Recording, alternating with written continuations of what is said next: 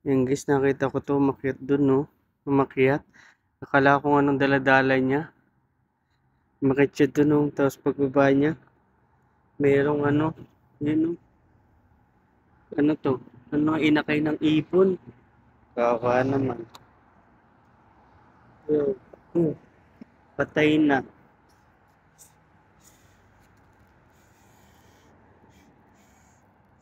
Ay, buhay pa. Buhay pa.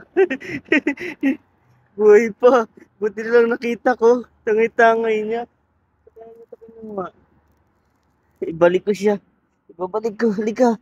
Munti ka na makain.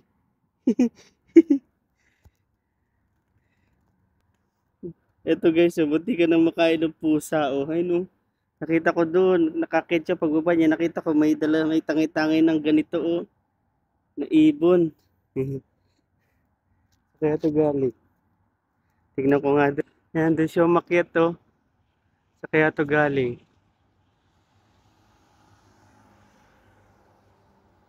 Doon. Sa kaya ito. Ibabalik kita.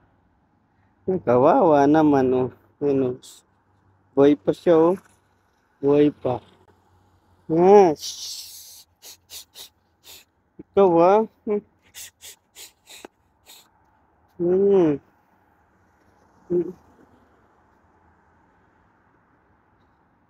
Paano kaya ito ibabalik?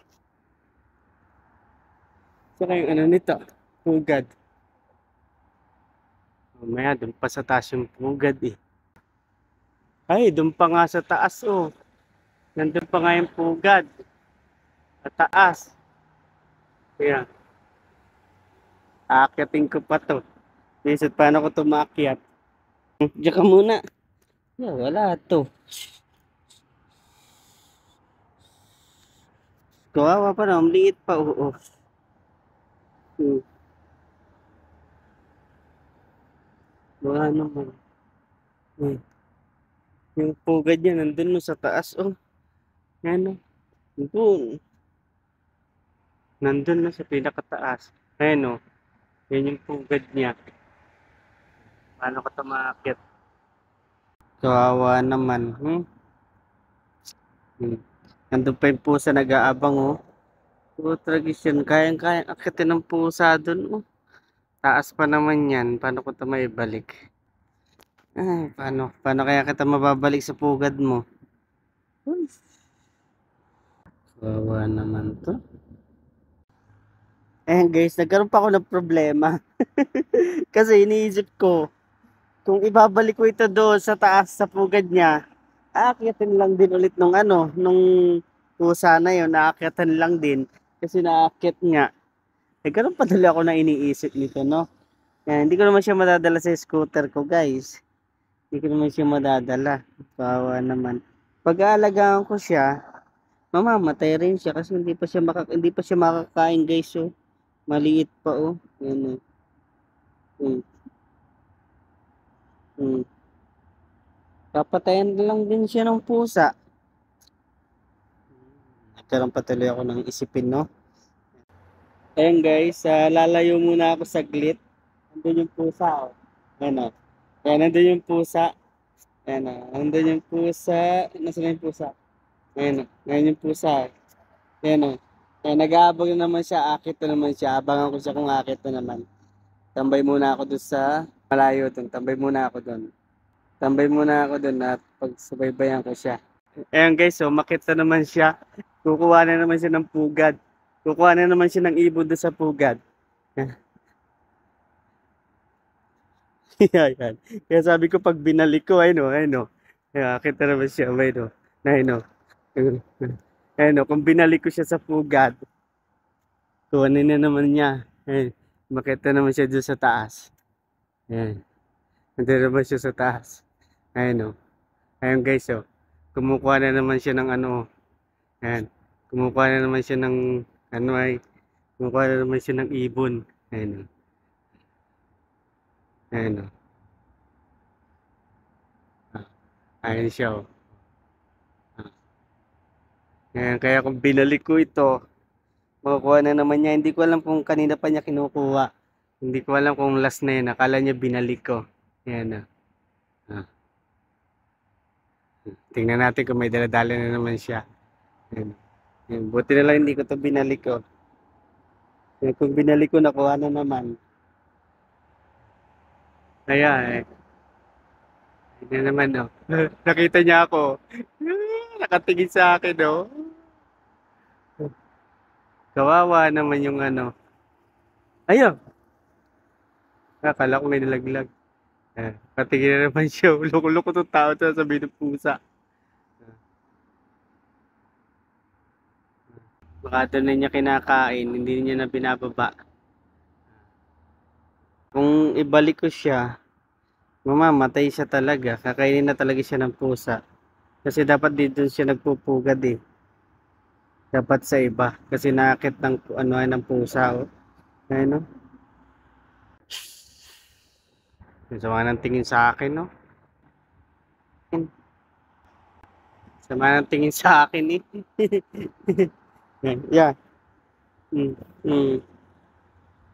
Ito guys, iuwi ko na lang to. Yan, kawawa naman. Hindi ko alam kung may mga kapatid pa siya doon kasi inakyat ulit siya ng pusa. Kung binalik ko to, nakain na naman siya. Yan, iuwi ko na lang siya, alagaan ko. Yan, tingnan natin kung mabubuhay ko siya, ano. Kailangan bumili ako ng ano nito, yung parang ano ay. Wala, nilalamig na siya. Nilalamig na. Nilalamig eh. Nilalamig siya. Emma. Ayan guys, naka-scooter ako. Yan, maglalakad na lang ako pa uwi. Para hindi to ano ay ma ano ay makalog-kalog. Hmm? Okay. Nilalamig siya guys. Napansin ko pati parang nakagat na talaga siya ng pusa sa ano oh, sa ulo oh. Ano may sugat na siya oh. Ah, parang na ano na siya, nakagat na. Yan oh. Kaya naisip ko, ilagay ko siya dito sa helmet ko.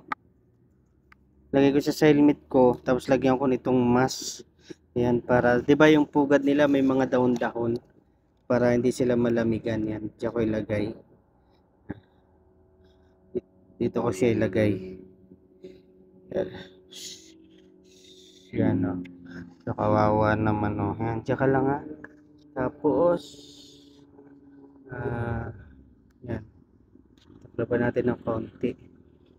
Yan. Yan, para hindi siya lamigin. Okay, maglakad na ulit ako. Kawawa naman, nagkasugat na siya. So, ready to eat na yung pusa eh. Kawawa na yung mga kapatid nito. Kaya sakto umipot. Umipot siya. Naiputasan ako sa kamay. Ayan guys, kauwi ko lamang. At gagawan ko ng matutulugan itong aking aalagaan na ibon. Dito lang guys muna sa baunan na maliit. Dahil maliit pa naman siya guys. At buti na lang meron ako ditong double sided na natitira. Yan. At nilagyan ko na rin siya guys ng ilaw para hindi siya lamigin. Itong ilaw na to guys ay hindi ko siya papatayin. Kaso nga guys, itong ilaw na ito ay pang ilaw ko talaga dito sa kwarto ko. Hindi ito yung tulad ng ginagamit sa atin na pang sisiw saka pang 45 days. Ito guys ay normal lang na ilaw. Kaya hindi ko alam kung mainitan siya dito. Kaya inilipit ko lang siya talaga sa ilaw para kung sakali mainitan siya ng kaunti. Ito guys, oh, ang cute-cute niya. Oh. Yan, nagkaroon ako ng alaga. Nagkaroon ako ng interest mag-alaga ng ibon. Yan. Ayan guys, tingnan nyo. Ang ganda-ganda. Ang cute-cute. Parang ikaw, cute. Ito guys, hindi ko alam guys kung mabubuhay ko siya. Tingnan natin kasi wala naman akong akalam-alam sa pag-aalaga ng ibon guys. Nung bata pa ako, hindi man ako nag-aalaga ng ibon. O yan, ilagay ko na guys siya sa baunan. Hello guys, may ice drop dito. Dahil itong laman, tatapon ko to. Lalagyan natin ng gatas niya. Para pag papataktan na. Yan na. Set. Yan na. para pagpapatak-patak sa kanya. Ang dami pa nito.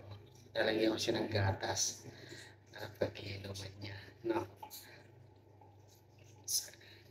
Sayang. Really na. October 2026 pa expire ko. Yan, nagamit ko na dati nung mapula yung mata ko. Tapos ko na. Gasang ko.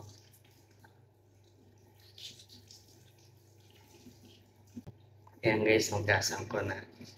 Yung pampata ko sa mata. Tinapon ko yung laman. Para lagyan na lang ng patak-patak ni Kadano. Yan, lagyan ko ito ng gatas. Ayan guys, ipagtitimpla ko na siya ng gatas pero kaunti lang. Ito pa lang guys, gatas ko ay nido. Hindi ko alam kung pwede ito sa kanya guys. Wala talaga akong alam-alam sa pag-aalaga ng ibon. And nilagyan ko siya guys ng kaunting ngani. Diba yung mga ibon, minsan na kinukuha nila at pinapakain nila sa kanilang mga anak ay galing sa bulaklak. Kaya siyempre nakakain sila ng ngani. Ayan guys, nakapagpagawa na ako ng gatas para sa kanya. At ready ko na siyang pakainin. Ito pala guys ay day 1 niya dito sa akin. Tingnan natin kung kakain siya guys. Ayan. Inabukan niya ng pusa oh. Galing. Inabukan niya ng pusa. Inabukan niya ng pusa eh. Isa pa. Isa pa. Isa pa. Isa pa. Isa pa. Isa pa. Isa pa. Isa pa. Ayan. Ayan guys, tuloy pa rin siya sa pagkain. Pakiramdam ko naman siya guys, mabubuhay siya. Basta kumain lang siya ng kumain. Ayan, bali guys, gatas lang yung kanyang pinakain ko sa kanya. Dahil hindi pa ako guys nakakabili ng saging. Alam ko pag mga inakay is paborito nila ng saging. Kaya bukas pag pasok ko sa trabaho at pag uwi ko ay bibilang ko siya. Ngayon guys ay busog na siya. Ayan, busog na siya sa gatas oh. Yan, makikita nyo guys yung balong-balon niya, punong-puno na ng gatas. Halos 1/4 lang guys yung nainom niya oh. Hindi man lang nangalahati yung gatas na tinimpla ko. Ito naman guys ay hindi masisira, itatabi ko muna. Ito nga guys, kinabukasan ay paupunta na ako sa aking trabaho. Binalik ko siya guys nung nung aking mask para hindi siya masyadong lamagin. Pupunta na ako guys sa aking trabaho. Ayan guys, nakauwi na ulit ako dito sa bahay. At syempre may dala ako sa kanyang pasalubong, yung kanyang pagkain na saging.